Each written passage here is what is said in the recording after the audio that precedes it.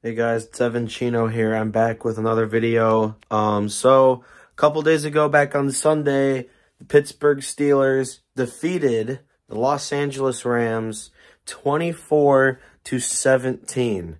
And it did not look good at first, so let's get into this game. So once again, for the third game in a row, the Steelers do not score a touchdown in the first half. Instead, we only had a field goal. The Rams, I don't know about you guys, but I feel like that the Rams offense was extremely, besides Puka Nacua, the Rams offense was extremely underwhelming. Like, Puka was the only good thing about the Rams offense yesterday, and he was the only guy keeping him in that game. I mean, Stafford only looked good when he was throwing it to Puka. Yes, Stafford did throw that touchdown pass to Tutu Atwell, which, you know, could have been easily intercepted, but, you know, our defensive guys don't know what the hell's going on. So instead, Tutu catches it for a touchdown and missed the PAT. So here's the thing. Rams kicker Brett Maher was terrible yesterday. He missed an extra point and 2 field goals. So basically, Maher left 7 points left 7 points off the board. And the Rams did make up for Maher's missed PAT by going for 2 after their second touchdown and getting it. But the Steelers actually had a Steelers offense. Now, I haven't really said this all season. Steelers offense in the second half actually looked pretty good. Which is weird to say. The Steelers scored 3 touchdowns in the second half. We went from having the Steelers scored 21 points in the second half. And they were all on the ground, which going into this game, the Steelers did not have a rushing touchdown all season long. And but now they have 3. They had a Kenny Pickett QB sneak, a run by Jaylen Warren, and a run by Najee Harris. And defense played pretty well for the most part. They had some struggles here and there. Obviously, the defense allowing Puka Nacua to get all those yards that he did. But other than that, defense played pretty well. Only had 1 intercepted Stafford once, and it was this guy that did it. And almost had a pick 6, but he got tackled just short. And then that final drive for the Steelers to end the game. Now, we all know that referees are bad like every game. The Steelers, the refs were favoring the Steelers this game.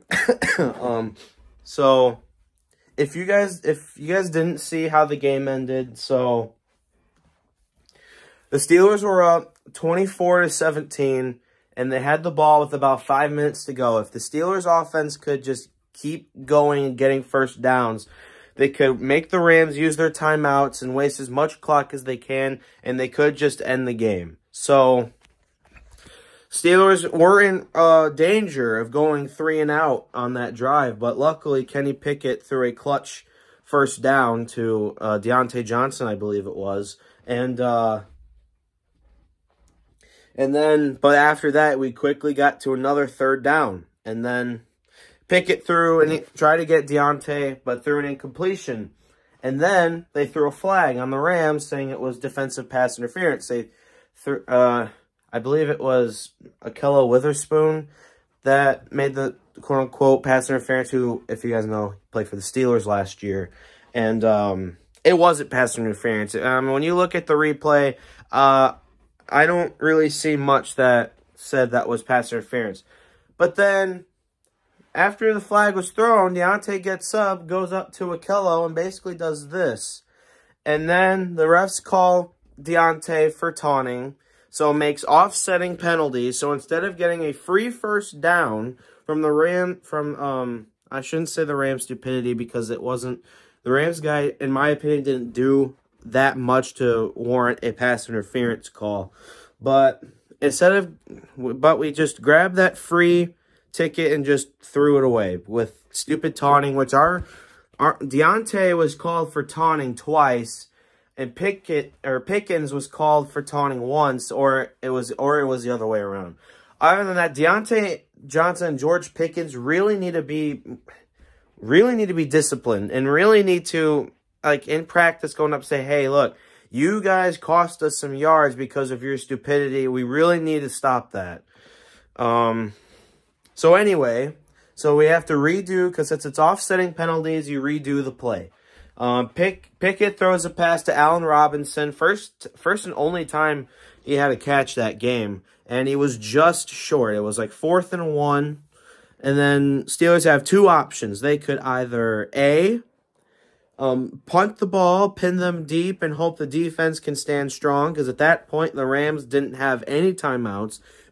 Which I thought it was weird that Sean McVay used all of the Rams' timeouts before the 2-minute warning. But what are you going to do? And, or B, the Steelers could go for it. And if they get the first down, then since the Rams don't have any timeouts, it'll go, because it was like about 2:07 or 2:06. So about 6 seconds before the 2-minute warning.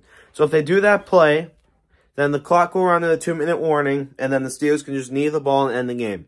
So the Steelers decide to go for the latter. They decide to go for it. And the play call they pick was a QB sneak, which in 4th and 1 situations, that's pretty much the default decision to go for a QB sneak. Except Pickett did not get it. And you could see in the replay, when Pickett was going forward, he kind of slipped and fell as he was moving forward. And when his knee hit the ground, the ball wasn't across the first down marker. So it's like, didn't get it, and the Rams should have gotten the ball back, and they could tie the game with a touchdown. But the refs gave us a very generous spot, and they put the ball a bit further than what it was actually, and then they bring the chains out there and then put it down. Oh, they say Steelers got the first down.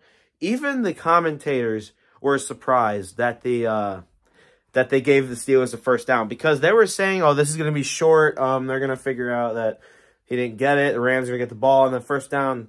Commentators were surprised, and I was surprised too. And the thing is, the Rams couldn't challenge it because Sean McVay used all of their timeouts. And if you don't have any timeouts, you're not allowed to challenge, because if you challenge a play and you lose the challenge, and you lose a timeout. If you don't have any timeouts to lose, you're not allowed to challenge.